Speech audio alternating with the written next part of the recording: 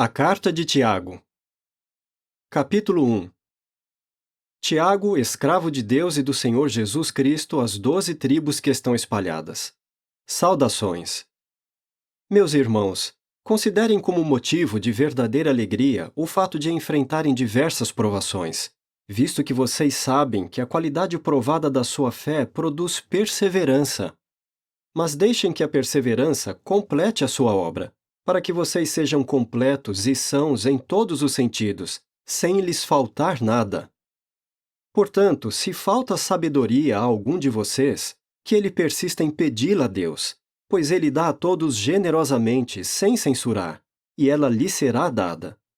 Mas que ele persista em pedir com fé, sem duvidar de nada, pois quem duvida é semelhante a uma onda do mar, que o vento leva de um lado para o outro.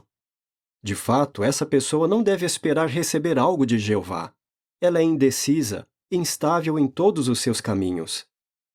Que o irmão humilde, porém, se alegre por causa do seu enaltecimento, e o rico por causa da sua humilhação. Porque o rico passará como a flor do campo.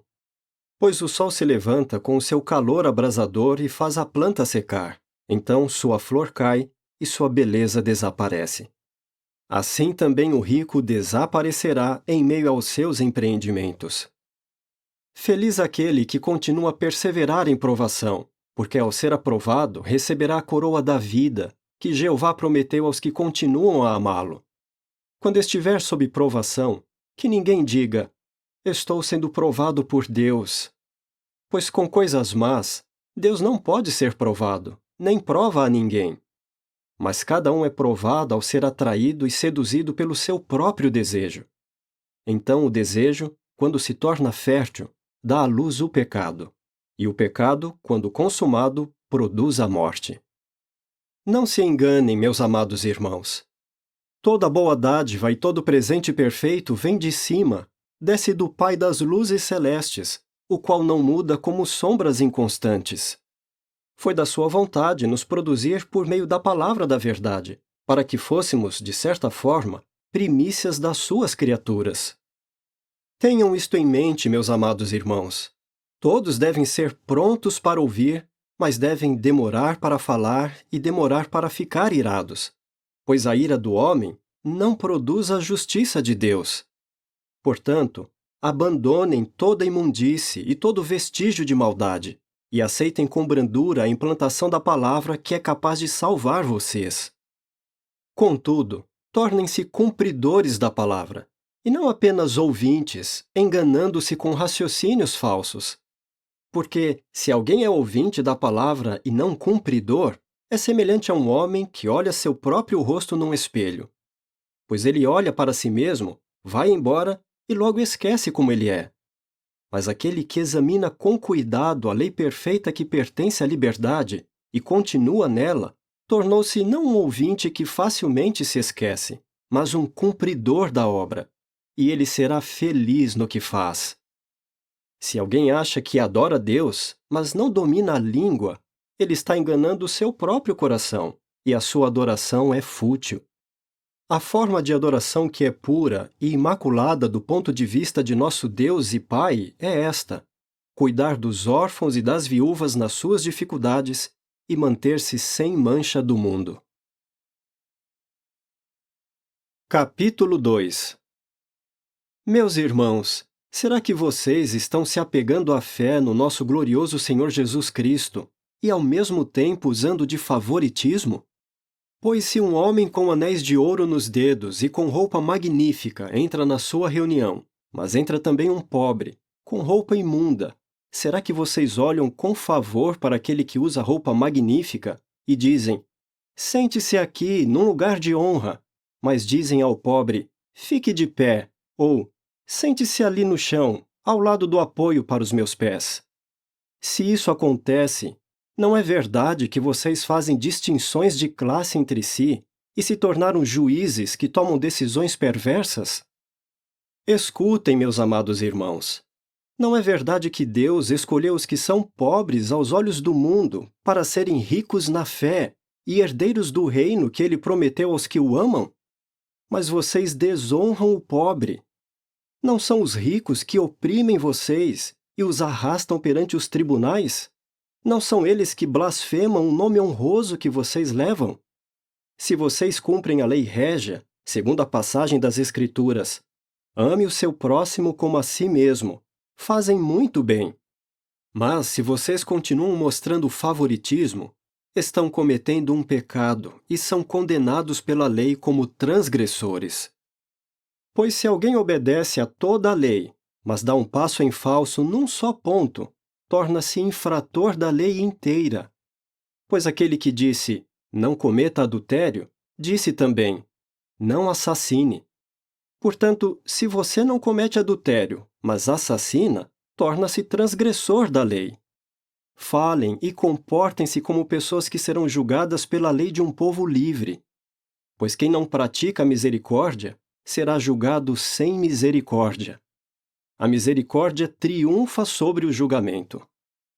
De que adianta, meus irmãos, alguém dizer que tem fé se não tem obras? Será que essa fé pode salvá-lo? Se um irmão ou uma irmã não tem o que vestir, nem alimento suficiente para o dia, e um de vocês lhe diz, vá em paz, mantenha-se aquecido e bem alimentado, mas não lhe dá o que ele necessita para o corpo, de que adianta isso? Assim também, a fé por si só, sem obras, está morta. Contudo, alguém dirá, você tem fé e eu tenho obras. Mostre-me a sua fé sem as obras, e eu lhe mostrarei a minha fé pelas minhas obras. Você crê que há um só Deus? Faz muito bem.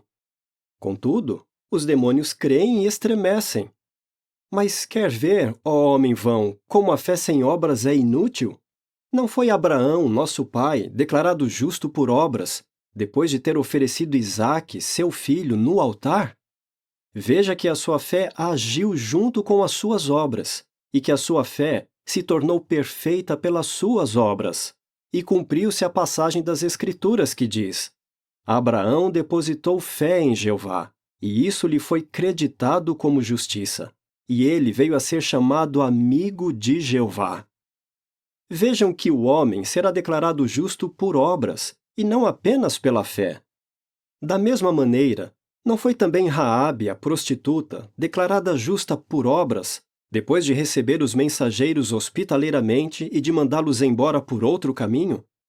Realmente, assim como o corpo sem espírito está morto, assim também a fé sem obras está morta. Capítulo 3. Não muitos de vocês deviam se tornar instrutores, meus irmãos, pois vocês sabem que nós receberemos um julgamento mais pesado. Pois todos nós tropeçamos muitas vezes. Se alguém não tropeça em palavra, é homem perfeito, capaz de refrear também todo o seu corpo. Se colocamos freios na boca dos cavalos para que nos obedeçam, guiamos também todo o seu corpo. Vejam também os navios. Embora sejam grandes e impelidos por ventos fortes, são dirigidos por um leme muito pequeno, para onde o timoneiro deseja ir. Do mesmo modo, a língua é uma parte pequena do corpo, mas se gaba de grandes coisas. Vejam como basta uma chama muito pequena para incendiar uma grande floresta. A língua também é um fogo. A língua representa um mundo de injustiça entre os membros do nosso corpo, pois contamina todo o corpo e incendeia por inteiro o curso da vida.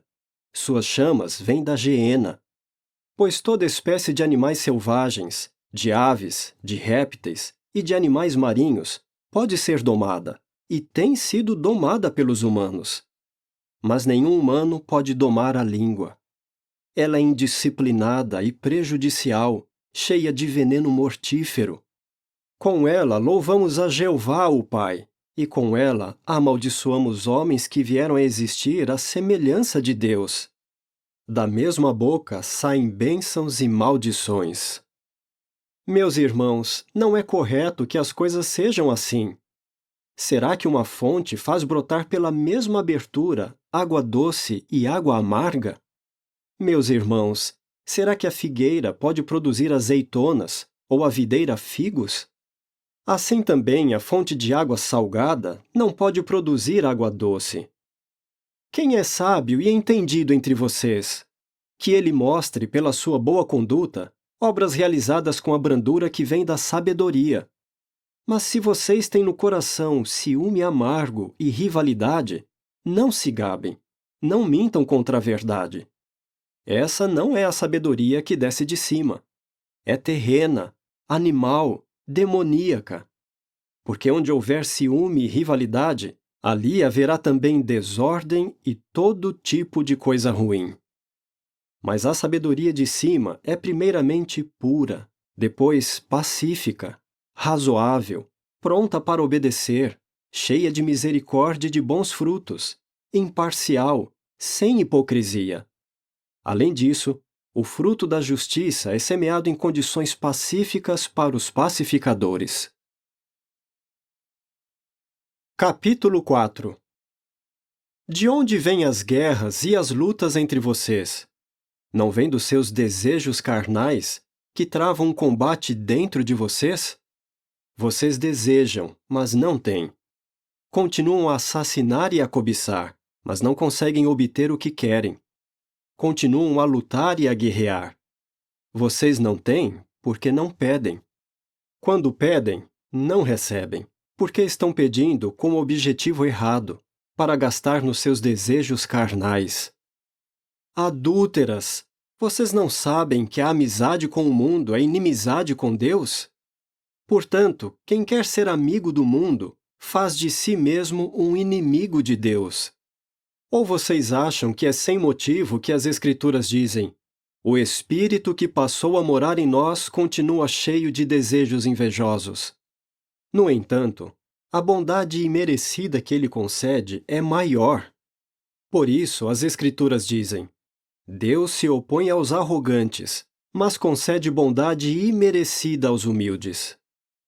Portanto, sujeitem-se a Deus, mas oponham-se ao diabo, e ele fugirá de vocês. Acheguem-se a Deus, e ele se achegará a vocês. Limpem as mãos, ó pecadores, e purifiquem o coração, ó indecisos. Fiquem tristes, lamentem e chorem. Que o seu riso se transforme em choro e a sua alegria em tristeza. Humilhem-se aos olhos de Jeová, e ele os enaltecerá. Parem de falar uns contra os outros, irmãos. Quem fala contra um irmão ou julga seu irmão, fala contra a lei e julga a lei. Ora, se você julga a lei, não é cumpridor da lei, mas juiz. Há somente um que é legislador e juiz, aquele que é capaz de salvar e de destruir. Mas você, quem é você para julgar o seu próximo? Agora escutem, vocês que dizem: hoje ou amanhã viajaremos para aquela cidade. Ali passaremos um ano, negociaremos e ganharemos dinheiro, embora nem saibam como será a sua vida amanhã. Porque vocês são uma neblina que aparece por um instante e depois desaparece. Em vez disso, vocês deviam dizer: se Jeová quiser, viveremos e faremos isso ou aquilo. Mas o que acontece é que vocês se orgulham das suas arrogantes pretensões. Todo esse orgulho é mau. Portanto, se alguém sabe fazer o que é certo e ainda assim não o faz, está pecando. Capítulo 5. Agora, ricos, escutem. Chorem e lamentem por causa das desgraças que virão sobre vocês. Suas riquezas apodreceram, e suas roupas foram roídas pelas traças. Seu ouro e sua prata foram consumidos pela ferrugem, e a ferrugem deles servirá de testemunho contra vocês e consumirá a sua carne. O que vocês acumularam será como um fogo nos últimos dias. Vejam, o salário que vocês deixaram de pagar aos trabalhadores que colheram os seus campos está clamando, e os clamores por ajuda da parte dos ceifeiros chegaram aos ouvidos de Jeová dos Exércitos. Vocês tiveram na terra uma vida de luxo, entregue aos prazeres. Engordaram o coração no dia da matança.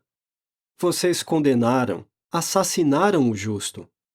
Será que ele não se opõe a vocês? Portanto, sejam pacientes, irmãos, até a presença do Senhor.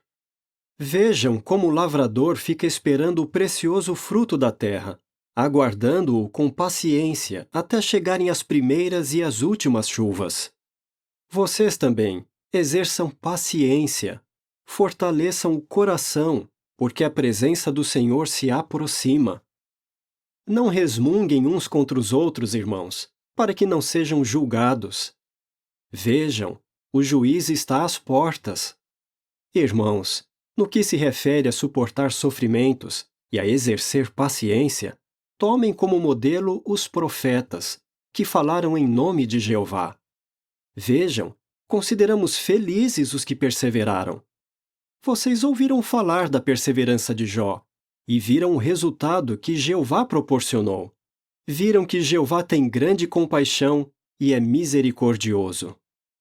Acima de tudo, meus irmãos, parem de jurar, quer pelo céu, quer pela terra, e parem de fazer qualquer outro juramento. Mas que o seu sim signifique sim, e o seu não, não, para que vocês não fiquem sujeitos a julgamento. Há alguém sofrendo entre vocês? Que ele persista em orar. Há alguém animado? Que ele cante salmos. Há alguém doente entre vocês? Que ele chame os anciãos da congregação e que eles orem por ele, colocando óleo nele em nome de Jeová. E a oração de fé fará que o doente fique bom, e Jeová o levantará. Também, se ele tiver cometido pecados, será perdoado. Portanto, confessem abertamente os seus pecados uns aos outros, e orem uns pelos outros, para que sejam curados. A súplica do justo tem um efeito poderoso. Elias era um homem com sentimentos iguais aos nossos. Contudo, quando ele orou com fervor para que não chovesse, não choveu naquela terra por 3 anos e 6 meses. Então, ele orou novamente, e o céu deu chuva, e a terra produziu frutos. Meus irmãos, se alguém entre vocês for desencaminhado da verdade, e outro o fizer voltar, saibam que quem faz um pecador voltar do seu caminho errado, o salvará da morte e cobrirá uma multidão de pecados.